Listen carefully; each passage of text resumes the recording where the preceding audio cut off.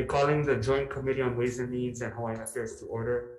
This afternoon, we'll hear from the Office of Hawaiian Affairs and the Department of Hawaiian Homelands, who will present their supplemental budget. Good afternoon. Aloha, Senate Ways and Means Chair Aloha. Donovan Dela Cruz. Our vice chair isn't here, but Senate Hawaiian Affairs Chair Maile Shimabukuro and our vice chair Jared Keoho Kalole. And committee members that are here as well, aloha nui. Aloha. I am Carmen Hulu Lindsay, the chair of the Board of Trustees of the Office of Hawaiian Affairs. I am accompanied today by Sylvia Hussey, OHA's CEO, and our and Na'u Nani Kina'u Kamali'i, OHA's chief advocate.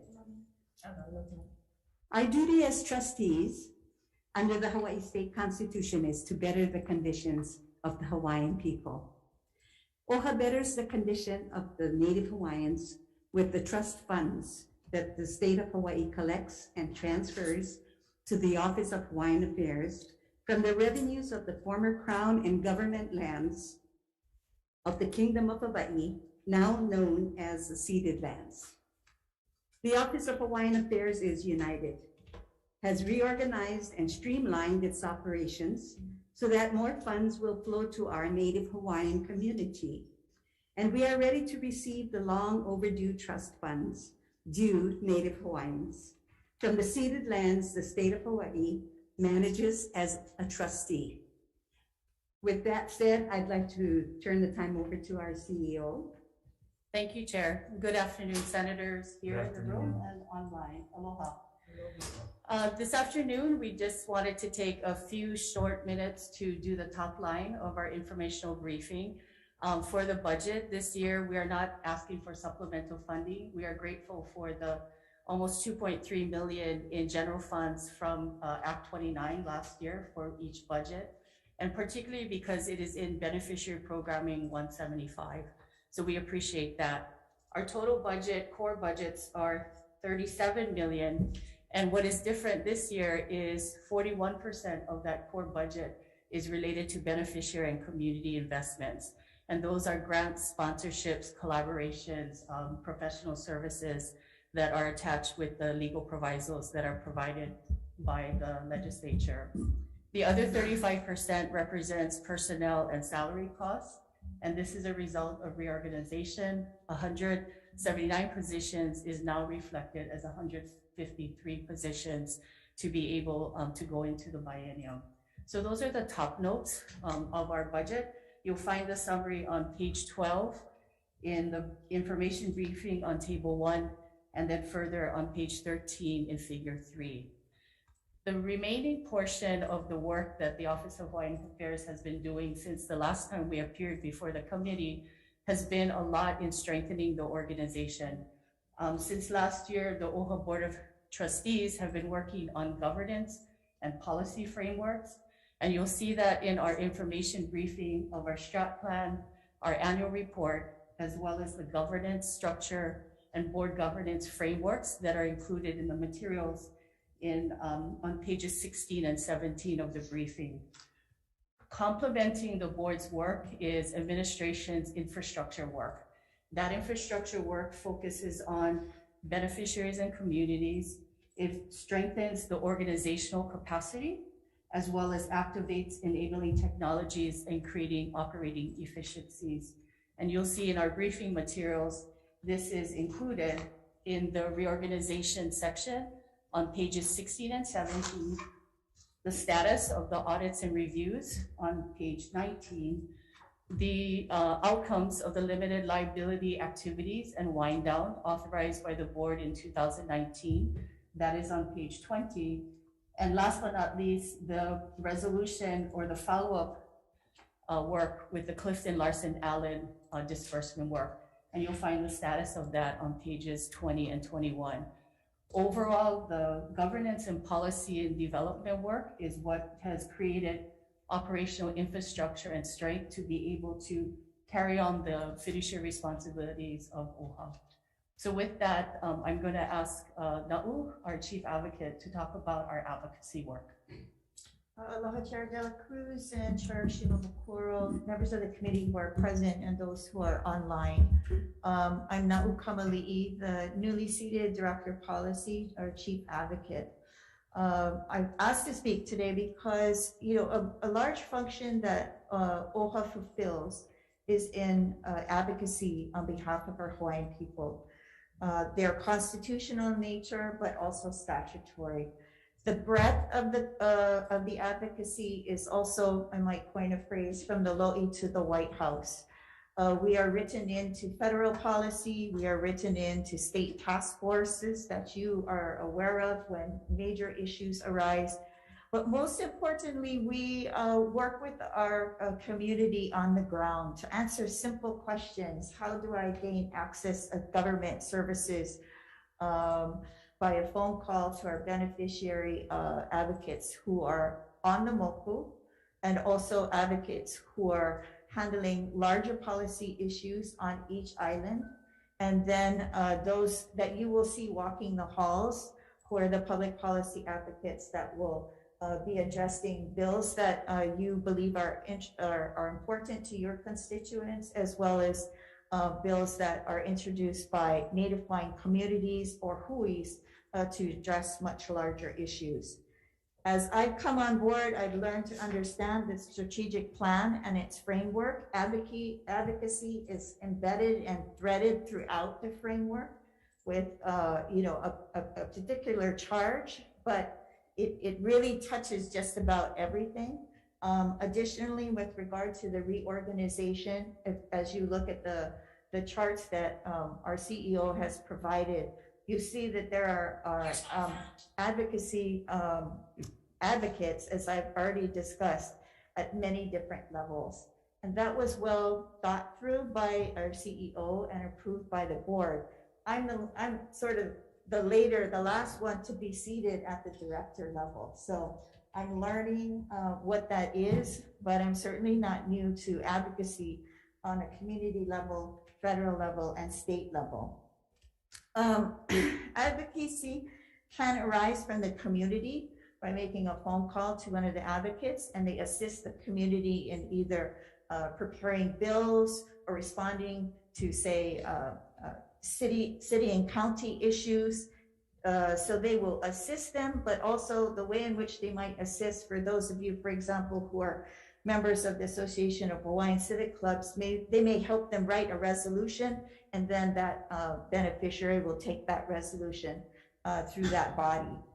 OHA also has its package. Traditionally, every year there's an OHA package that is the same for this year. The package this year focuses on the ceded land trust. Primarily, there are two bills. One is Build Back Pono, which deals with an environmental review impact requirement, a socioeconomic impact requirement, as well as the PLT bill. I will say that the board and staff have worked very hard to understand and to present to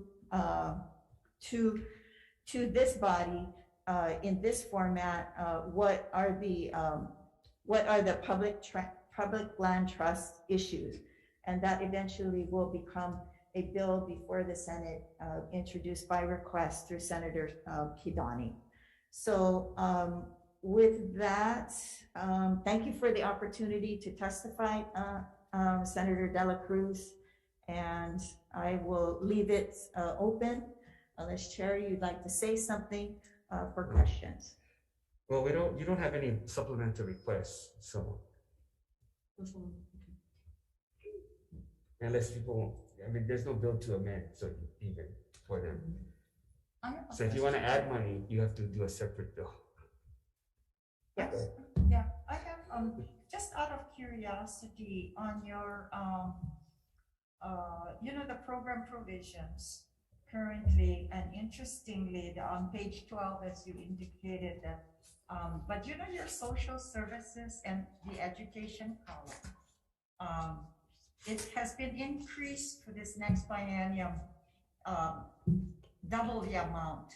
So I was kind of curious as to how you see the program to advance, because like the 22-23 like the trust fund on the social services, you have 450,000, and it's double, yeah, for the next 2 years. And that would be the same for the education, 650,000 to 1.2 mil.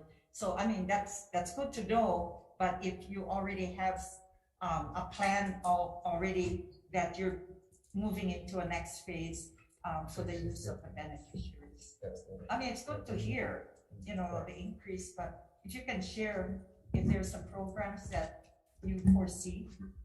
Thank you for that question, Senator Inoue. And I think our CEO can answer your question. I agree. Thank you. What you're seeing on page 12 Yeah. is the matching of the general funds. So the general funds appropriation on the provisos, that 2.254, the accompanying columns will show that we're So that matching the trust. matching, so the increase is yeah. pretty much only on that particular 2 programs. Right, but the total of the beneficiary and community investments is 15.1 million. And that includes charter school investments and those additional investments, yeah. Yeah, and that's great, and congratulations. I noticed that the charter schools for our Hawaiian KG has really increased. I mean, you have a lot more charter schools under, you know, I mean, I'm really happy to see that. Because on the educational level for a Kiki, they have an opportunity whether they want to stick with a charter school or, you know, move from public.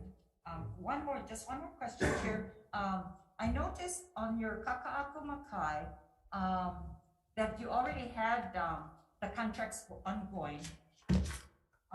And so where are we now? Can you bring us up to date to our development on Kaka'ako Makai and Nalama Kui?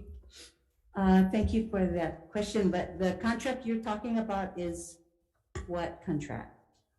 The program, you have the contracts for the commercial property side, 944,000, and the Nalama 604. So I assume the contracts are already let out, yeah? And so just an update to see how you are with the development. Sure, thanks, Senator, for pointing out. So on figure 3, in those columns, those are the regular operational budgets and contracts, right? So property management contracts, you know, that kind of contracts. Any development is not reflected in these budgets yet. Oh, okay, but you've already sent out the contracts though, right? Right, so these represent either the new contracts that are going to be committed or continuation of contracts, and this is like the 2nd or 3rd year of the contract. Oh, okay. Yeah. Can you give us, the committee, an idea of how the development is looking at or where we are? It's not a construction contract. Yeah, I know. Oh, okay. Yeah. But your plans, because we heard part of it last year, yeah? Correct. So I think I'd like Chair to give an update because the board has been very intentional about the work of Kaka'ako Makai.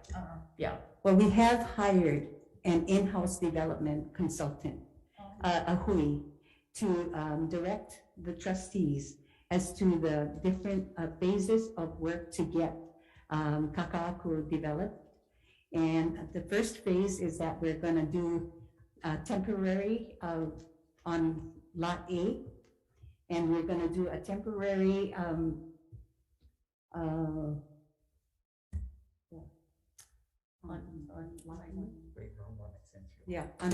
Lot E, we're going to do a temporary. So the current activation and focus is on Lot A, which is the Fisherman's Wharf area. Right, Yeah. to see that with your help. Right, and then the A-Phase building or at 919 Ala Moana Yes. is another focus area, right? Because that's right there on Ala Moana. So Right. those 2 focus points is part of the commercial property development work that's going on. Oh, okay, so you really are still in the planning stage within the agency then? Both are ready for implementation. The first one anyway, Lot A, is ready for implementation. It's going before the board actually this week. So the temporary plans are halfway completed for the second lot, Lot E. And we're hoping that that will be approved by March. And then we can start the implementation on that and be able to move our different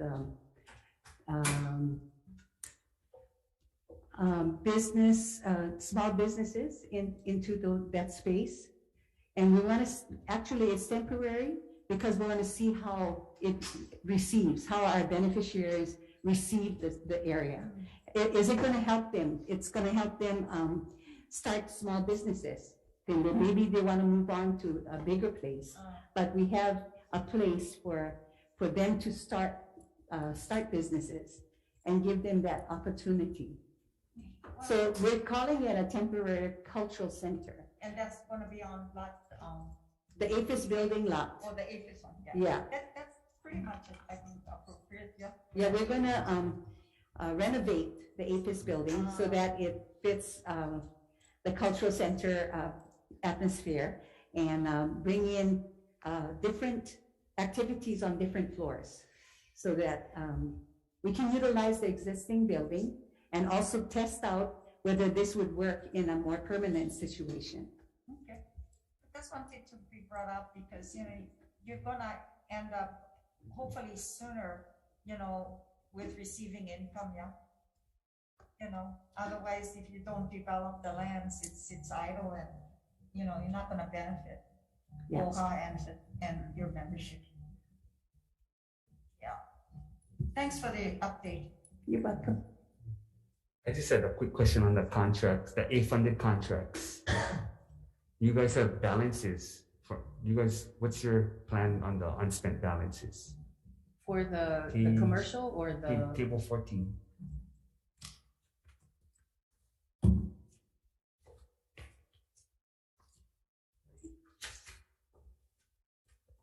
What page? Table 14. Table 14 is different from the page, right? Yeah, So we're, page 14 of 20.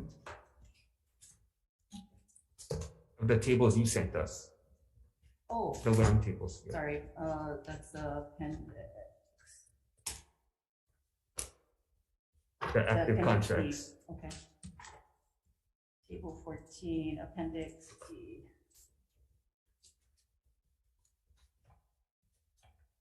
Okay, There's so still any, outstanding balances. right, so a lot of these are the Income. grants contracts. So when the grants monitoring and they do their closeout report, then if there are any dollars left over, then what they'll do is close that out and then repool that and see if there's a significant amount, then administration will go ahead and repurpose and repackage that and then re-add to another category or add it to the following year.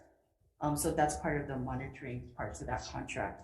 And then if it's a contract that's not related to grants, then it's just regular contract monitoring, whether it's carryover or just close out with all the deliverables. So that entire process, yeah.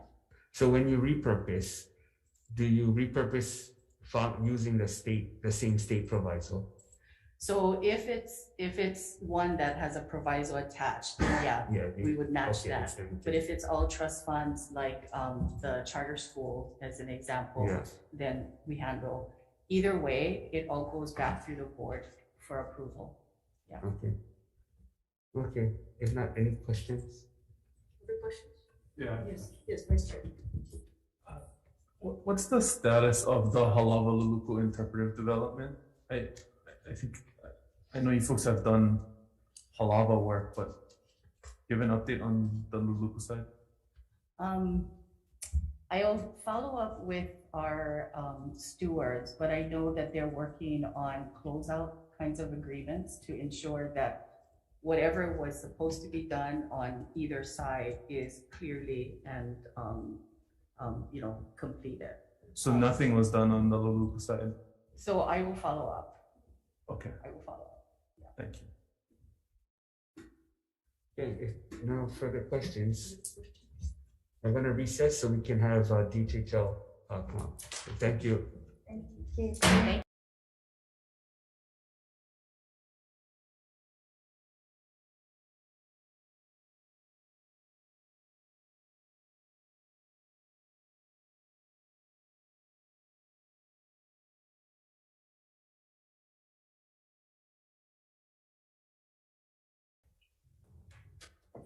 Okay, calling the joint hearing back to order.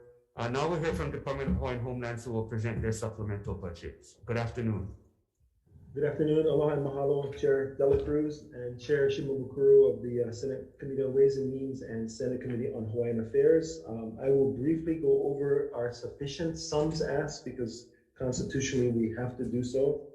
The total cost in the sufficient sums request for FY 2023 is $312,540,976. Lot development is $86 million. Loans is $73 million. Rehabilitative projects are $71 million. And our ask for administrative costs are $81 million. The means of financing would be $49 million in general funds and $263 million in general obligation bonds for, once again, for the total of 312. Having met our constitutional requirement of asking for that, we are very appreciative of the legislature's support over the years. We thank the committees for this opportunity. Our only supplemental ask at this point is tied to the governor's budget, which is a request for an additional $1 million to provide funding for 21 additional positions. Getting back to the sufficient sums request, since we're talking about positions right now, the sufficient sums request, of course, is to fill and to fund all 200 general funded positions as well as 6 federally funded, NAHASA funded positions. Currently, the budget calls for, the governor's asked, the supplemental budget is for an additional $1 million to fund a total of 19 vacant positions, and not to do away with the balance of the 200 positions. That is the only ask that we have in the supplemental budget. Excuse me, one more, an ask that Budget and Finance is supportive of us to trade out one water position on the island of Molokai with administrative offsets, administrative operating cost offsets. That's the only request that we have, Senator.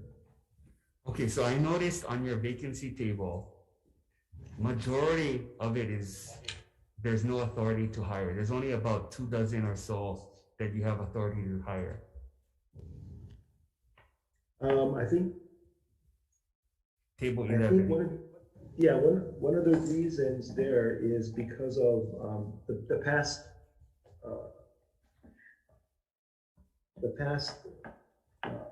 limit on hiring, and then there are. No, so I'm not. So I mean, I understand that if BNF or DHERD froze those, I just want to get a sense of the ones you do have authority to hire, the timing. We have the timing of filling them. Yeah.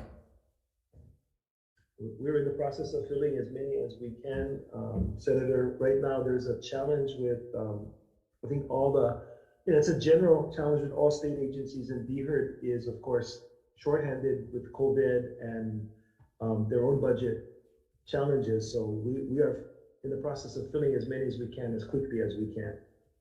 The challenge for us is we went through the entire process for a manager on the island of Molokai, district manager, and then made the offer, and then the offer was turned down because the pay was too low.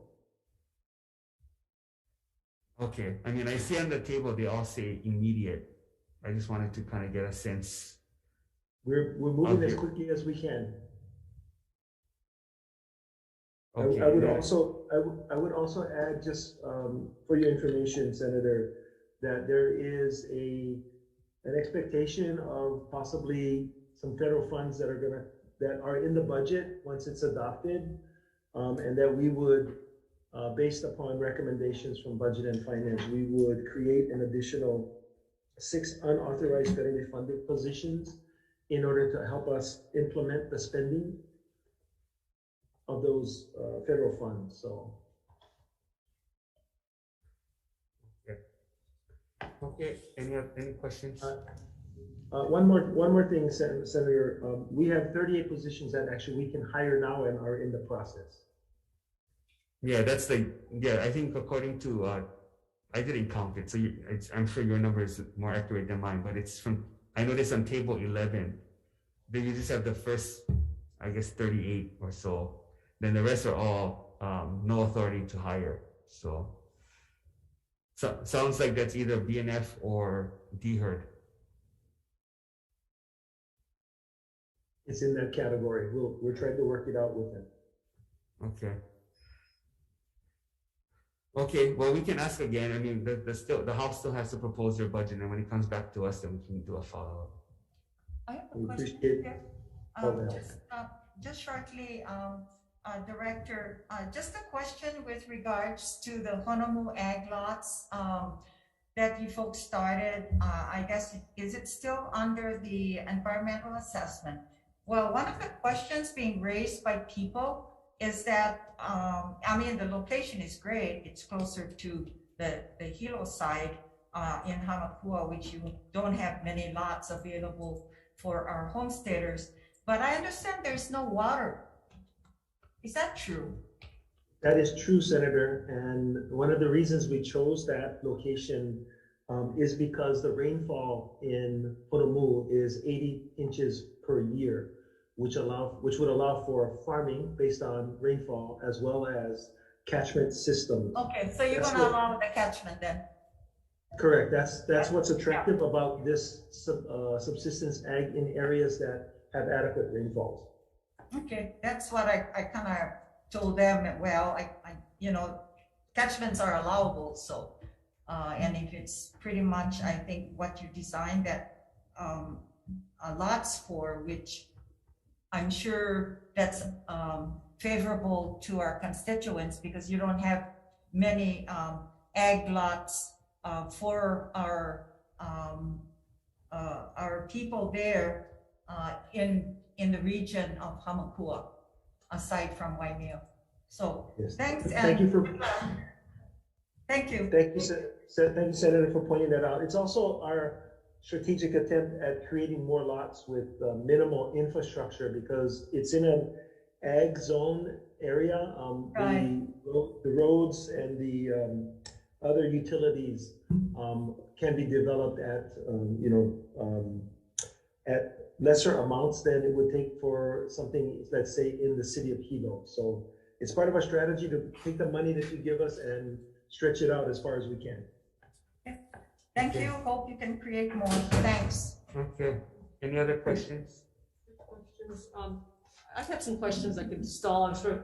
No, we don't need to start. If you have questions, we can adjourn. No, but I have questions.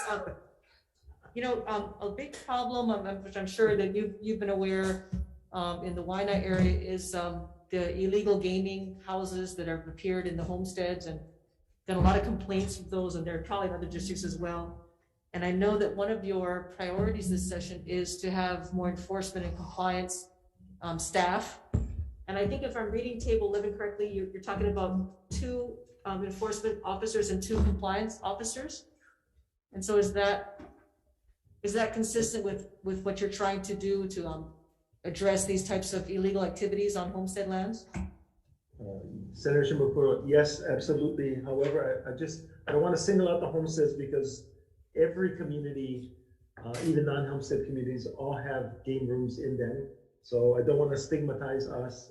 Additionally, there will be an Attorney General initiated bill, I believe in the governor's package, that will seek to consolidate some of the state law enforcement agencies that will then be directed and more accessible for agencies that do not have law enforcement capabilities. So we're going to support that bill because it will provide real-time response to our requests.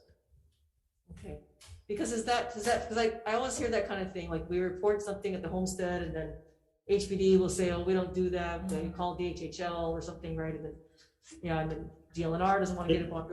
There's always that kind of passing the buck, and it must be very frustrating for you folks. And so, yes, hopefully these 4 staff positions, they'll be working with the AG on that type of coordination? Yes, and, once again, thank you, Senator Shimabukuro. We've actually provided all the police chiefs with case law that clearly indicates the enforcement of criminal law on DHHL lands is, in fact, real, and that they are supposed to treat Native Hawaiians like everybody else and enforce criminal law on DHHL lands. It is frustrating. Yeah. Okay, and then I guess, and the other question I had is, I know that you folks are focusing a lot on rentals, which is fantastic.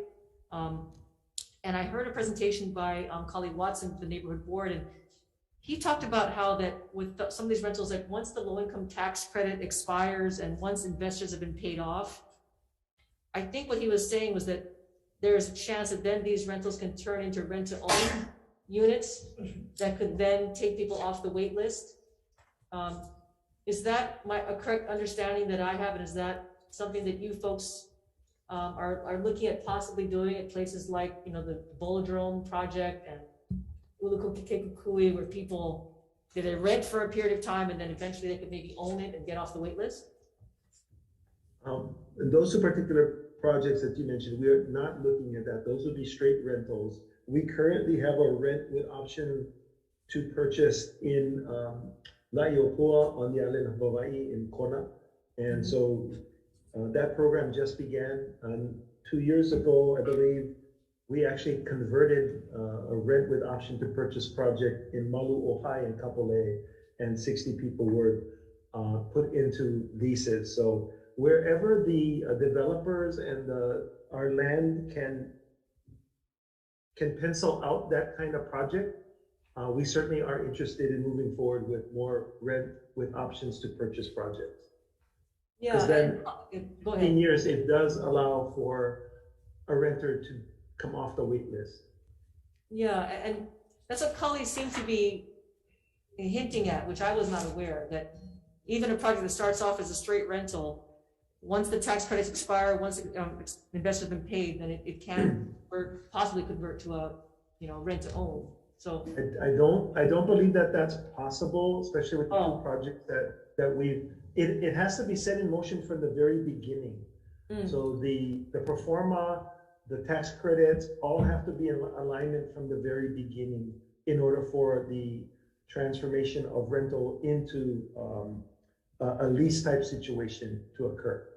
I think he might have been advocating for more of those projects, which we certainly are open to, but our experience is it's a very narrow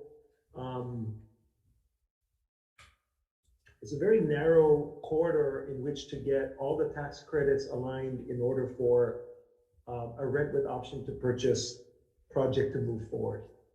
Hopefully we can explore maybe changes in tax laws that can broaden that corridor, and it is a good tool in the toolbox for a segment of our beneficiary population. yes, I agree. Other questions? I have a question. Oh, yes, Vice Chair. Another one of those rental housing questions or issues that came up over the interim was the use of tax-exempt private activity bonds in rental housing development. Is that something you're actively considering in any of the housing development you're pursuing or might pursue?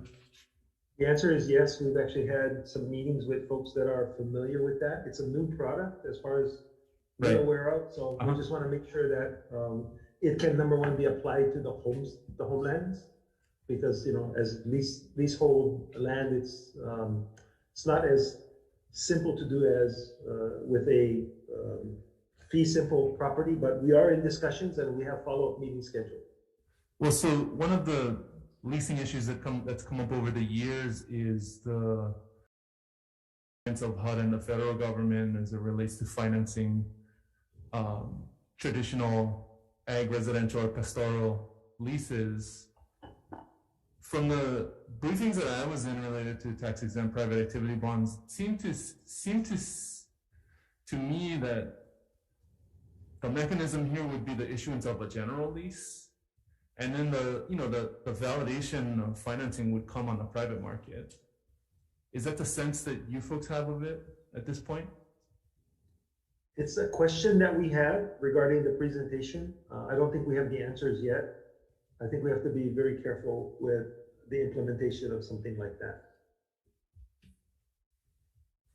Yeah, I can understand that, but I mean, part of the question goes back to whether how you get the financing to get these projects through, and if it results in housing for beneficiaries on the wait list, then at affordable prices that they can qualify for and would be willing to accept, then on the ground in the houses, what's the difference? So then at that point, it's a function of how we treat the wait list, which you guys know I kind of keep going back to. Sure, and we've actually asked the at least one group who have approached us to come back with some pro formas so that we can review them. Okay, I look forward to an update on that as we go. Thank you. Thank you. Any other questions? Senator Castillo. Aloha, thank you. Just the land that was dedicated in Panaeva this past year, can you give a little update of where that's at for the ag lots? Yes, the infrastructure construction is ongoing right now. We expect the awards to be sometime later this year for the 16 lots. Thank you. Okay. If no other questions, Senator Favela. Yeah, you guys have the EOI, the GIS map system survey. When it's going to be up and working? Right now we are, I think, still working with a consultant. I will defer to a completion date or where we are, the update to Andrew Choi. Andrew, can you put on your camera and unmute to answer that question, please?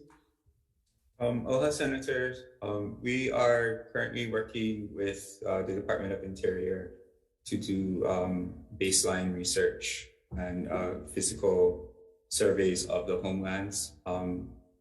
So I think the timetable, we will have to defer to the Department of Interior as it is their GIS survey project. But we have been providing them with information when they have information requests of us. But again, it is a Department of Interior project and not a DHHL project. How many commercial, industrial, and pastoral leases were granted to non-beneficiaries, and are they paying full market price value? That, I don't have that information in front of me. Whether they're paying full market price is determined on a case-by-case basis, depending on if it's a commercial shopping center type situation, or if it's a sort of caretaker. We have a parcel of land that is not slated for homestead development. Keeping someone on the property at a minimal amount prevents occupation and dumping. So I could provide that. I can have a breakdown for you once I check with staff. I appreciate it. One more question. Kamakanali, a while back, was proposed when I had asked you about filling in the hole in the back of my Renton Road off of Eva and behind the Kamakanali to supposed to be the second phase of Kamakanali. What is the progress and what is the update on finishing the second phase of Kamakanali? I see you guys finished the parking area, or the contractor that finished the parking area, but what is the update on Kamakanali 2, since that was something that you guys brought up that you guys was working on doing before the holidays, when it was asked on that expansion that was supposedly not being used as the casino, but the second phase of the mall. So since the request or the request of the casino wasn't going forward, I seen that all construction stopped at Kamakanali for phase 2 of that shopping center.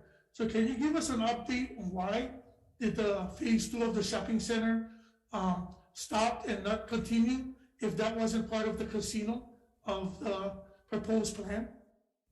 Sure. I'd be happy to report that the hole is filled. It's now all flat, level ground.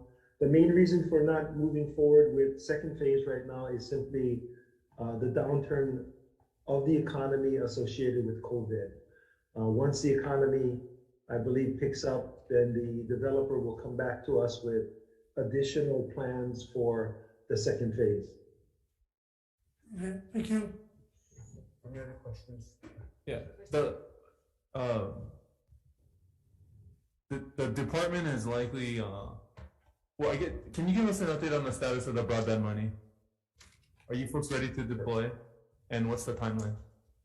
Okay, I will turn that presentation over to Deputy Tyler Gomes. Aloha. As far as the broadband money, we're anticipating no less than 30 million. It came in 2 tranches, so a $30 million tranche and then a $60 million tranche. Neither of those amounts of money have been made available to the department. As far as the 30 million, we submitted an application. The deadline for NTIA, which is the agency dispersing the money to make those awards, was November. They've indicated to DHHL and all of the Indian tribes who are competing for that money that there is no foreseeable date as to when those awards are going to come. So we are in a holding pattern on the first 30. They expect us to apply for the 60. So we're waiting for that to prepare an application. Nevertheless, we already have a contract underway to plan for the eventual development of broadband across the homelands, and doing so in concert with the other efforts across the state and with other agencies in order to avoid any duplicative development. So we're working with UH and DOT and the other agencies in the planning process, but we're not at this point near design, for example. And so those plans do contemplate potential cooperative agreement with broadband operators aside from San Giles. Yes, they do. Okay, thank you. Thank you, Chair. Any other questions? No. Okay, keep it going then, because if not. Yeah, I got another question. So, in you guys' legislative package that I seen on a couple of you guys' homestead meetings, you guys are preparing to introduce, I guess, exploring different types of gambling going forward. Is that still you guys, one of you guys' legislative package that you guys are going to be submitting to the governor? We have submitted and the commission approved a gaming study, primarily to calculate how much money is actually leaving the state of Hawaii in terms of gaming. It will not be part of the governor's package. He has decided to not include that. Okay, thank you. Any other questions? If not, adjourn. Thank you. Thank you.